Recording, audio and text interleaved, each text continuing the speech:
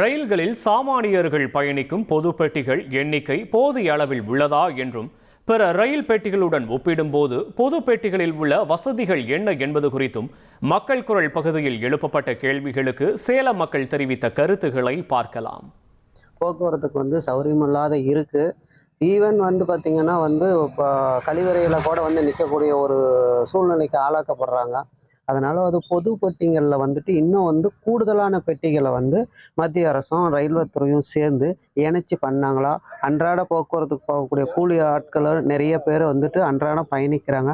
அந்த பயணிகளுக்கும் அதே சமயத்தில் ஒரு இடத்துல இருந்து இன்னொரு இடத்துக்கு போகக்கூடிய பயணிகளுக்கும் அது சௌகரியமாக இருக்கும், அவங்களுக்கு ஏதுவாக இருக்கும். பொதுப்பட்டியில் போகிறவங்க பார்த்தீங்கன்னா அன்றாட கூலி வேலைக்கு போகிறவங்க, இன்னொன்று பார்த்தீங்கன்னா அதிகமாக வட மாநிலத்தோடு இருக்கிறாங்க. நம்ம அடித்து பிடிச்சி தான் போய் நம்ம ஏற வேண்டியதாக இருக்குது.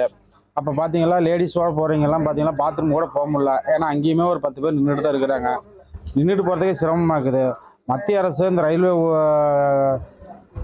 ரயில்வே நிர்வாகமும் சேர்ந்து பெட்டி அதிகரிக்கணும்.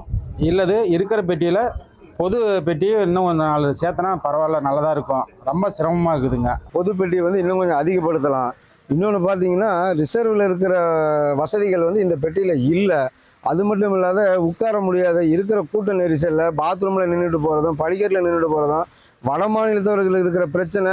நம்மளால் ஒரு சில இடத்துல பார்த்தீங்கன்னா தொங்கிக்கிட்டு கூட போகிறாங்க. இதனால் விபத்துகள் கூட நிறைய ஏற்பட்டுருக்குது.